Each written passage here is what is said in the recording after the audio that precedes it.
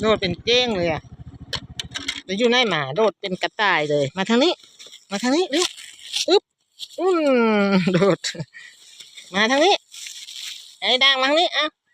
มาไอ้ดำไปไหนไปทางนู้นไปเดี๋ยวมากินบนถนนอีกลูกโดดแล้วไปกินเกียมจะแย่งฮะกินของตัวเองเลยไม่ต้องแย่ง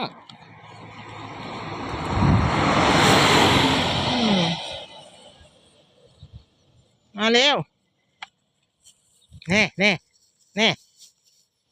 นิสัย